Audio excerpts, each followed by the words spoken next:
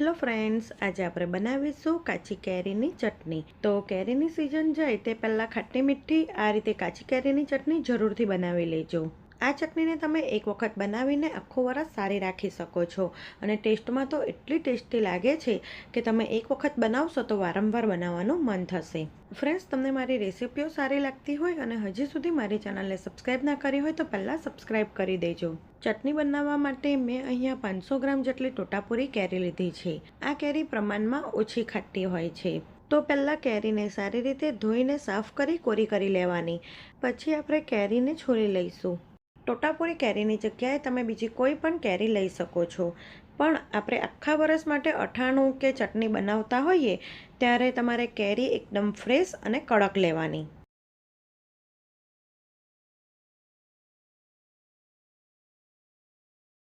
તો અહીં મેં પહેલાં બધી જ કેરી છોલી લીધી છે। હવે આપણે કેરીને રફલી ટુકડામાં કટ કરી લેવાની છે। અહીંયા આપણે કેરીના ટુકડા બાફવાના છે, એટલે તમે કોઈ પણ સાઇઝના ટુકડામાં કટ કરી શકો છો।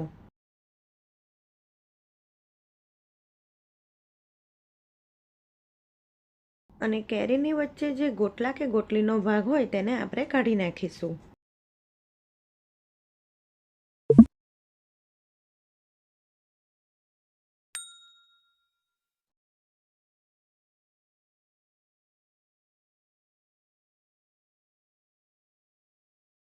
તો મેં અહીં બધી જ કેરીના ટુકડા કરી લીધા છે। હવે આ ટુકડાને આપણે સ્ટીલના કુકરમાં ઉમેરી દઈશું।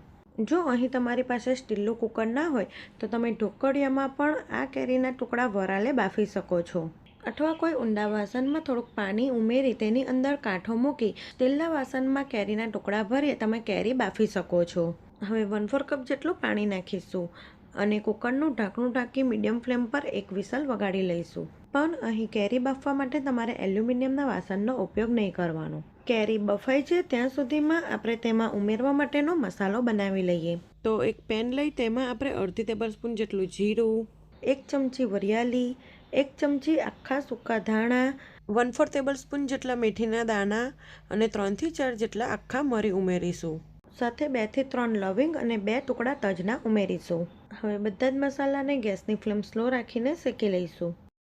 લવિંગ અને તજ ઉમેરવાથી મસાલાની સુગંધ એકદમ સરસ આવે છે। આ રીતે મસાલા શેકવાથી તેમાં રહેલા ભેજનું પ્રમાણ દૂર થશે અને મસાલા થોડા ક્રિસ્પી થઈ જશે। તો અહીં લગભગ 2 થી 3 જ મિનિટમાં મસાલા એકદમ સારી રીતે શેકાઈ ગયા છે। આપણે ગેસની ફ્લેમ બંધ કરી દઈશું અને મસાલાને થોડોક ઠંડો થવા દઈશું। હવે આ બાજુ આપણે કુકરમાં જે કેરી બાફવા માટે મૂકી હતી તે બફાઈ ગઈ છે। તો કુકરને આપણે ખોલીને જોઈ લઈએ તો તમે જોઈ શકો છો કેરી એકદમ સરસ બફાઈ ગઈ છે। તો કેરી થોડીક ઠંડી થાય પછી આપણે તેને મિક્સરમાં ક્રશ કરી લઈશું। કેરી ઠંડી થઈ છે ત્યાં સુધીમાં આપણે જે મસાલો શેક્યો હતો તે ઠંડો થઈ ગયો છે। તો નાનો મિક્સર જાર લઈ આ આખા મસાલા ઉમેરી દઈશું અને તેને બારીક પીસી લઈશું। તો અહીં મસાલો પીસાઈ ગયો છે। આપણે તેને એક વાડકીમાં કાઢી લઈશું। આ મસાલાનો ઉપયોગ તમે કાચી કેરીનું શાક બનાવો તેમાં પણ કરી શકો છો। હવે આપણે તેમાં ઉમેરવા માટે મીઠાશનું પ્રમાણ જોઈ લઈએ। 500 ગ્રામ જેટલી ટોટાપુરી કેરીની સામે મેં અહીં 400 ગ્રામ જેટલી ખડી સાકર લીધી છે। તો સાકરને આપણે પહેલાં મીડિયમ સાઇઝના મિક્સર જારમાં બારીક પીસી લઈશું। ખડી સાકરની જગ્યાએ તમે ખાંડ અથવા તો ગોળનો પણ ઉપયોગ કરી શકો છો। આપણે જે કુકરમાં કેરી બાફી હતી તે મેં મીડિયમ સાઇઝના મિક્સર જારમાં કાઢી પીસી લીધી છે। હવે આ કેરીના પલ્પને આપણે એક પેનમાં લઈ લઈશું। તો અહીં તમે જોઈ શકો છો આપણો કેરીનો પલ્પ એકદમ સરસ સ્મૂધ થઈ ગયો છે। તો 400 ગ્રામ જેટલી ખડી સાકરને મેં મિક્સરમાં પીસીને બાઉલમાં કાઢી લીધી હતી। તો હવે તે ઉમેરી દઈશું। તો થોડો થોડો કરીને સાકરનો પાવડર ઉમેરતા જઈશું અને મિક્સ કરતા જવાનું, એટલે આમાં સાકરના પાવડરના લમ્સ કે ગાંઠા ના પડે। ફ્રેન્ડ્સ, આ ચટણી ખૂબ જ ઓછા ખર્ચામાં અને ઓછા સમયમાં બની જાય છે અને ટેસ્ટમાં તો ખૂબ જ સરસ લાગે છે। તો તમે એક વખત આ ચટણીની રેસીપી જરૂરથી ટ્રાય કરજો।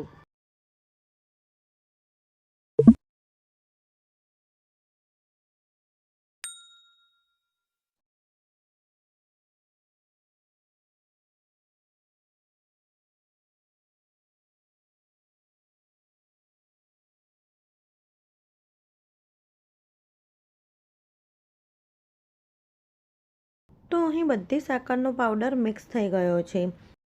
હવે આપણે આ કેરીના મિશ્રણને ગેસ પર મૂકીને થવા દઈશું.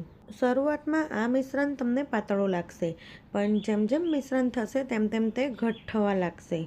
અહીંયા મેં ગેસની ફ્લેમ મીડિયમ રાખી છે, તો 2 થી 3 મિનિટ માટે સતત મિશ્રણને હલાવતા થવા દેવાનું, એટલે તે તળિયે બિલકુલ નહીં ચોંટે.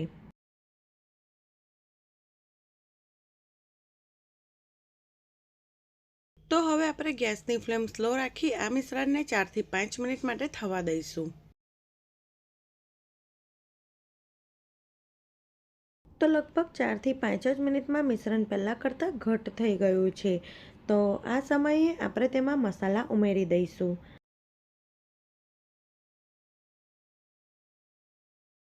તો 1 ચમચી સંચર પાવડર, 1 ચમચી મીઠું, 1/4 ટેબલસ્પૂન જેટલી હળદર, 2 ચમચી કાશ્મીરી લાલ મરચું પાવડર અને આપણે જે મસાલો વાટીને રાખ્યો છે તે 2 ચમચી જેટલો ઉમેરી બધું સારી રીતે મિક્સ કરી દઈશું.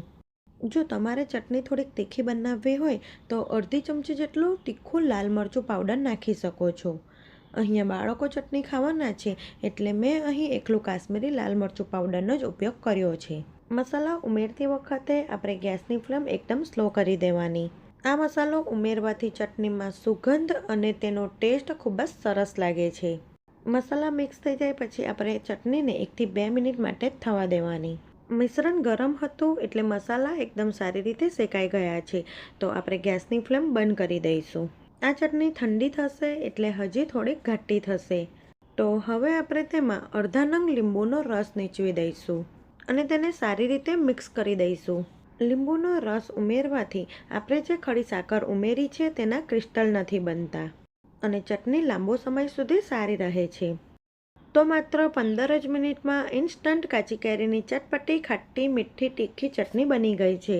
જો એક વખત આ રીતે કાચી કેરીની ચટણી તમે બનાવી લેશો તો દર વર્ષે તમે આ ચટણી બનાવશો અને આ ચટણી એક વખત બનાવીને આખું વરસ સારી રાખી શકાય છે. તો લગભગ 10 થી 15 મિનિટ પછી આપણી ચટણી ઠંડી થઈ ગઈ છે અને ચટણીની થિકનેસ તમે જોઈ શકો છો, તે પહેલાં કરતાં ઘાટી થઈ ગઈ છે.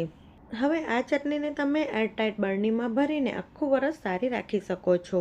આ ચટણી તમે થેપલા, પૂરી, પરોઠા, રોટલા, વડા, બ્રેડ સાથે પણ સર્વ કરી શકો છો.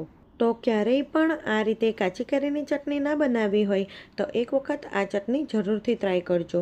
તે ટેસ્ટમાં ખૂબ જ સરસ લાગે છે. ફ્રેન્ડ્સ, તમને મારી રેસીપી ગમી હોય અને હજી સુધી મારી ચેનલને સબસ્ક્રાઈબ ના કરી હોય તો પહેલાં સબસ્ક્રાઈબ કરજો.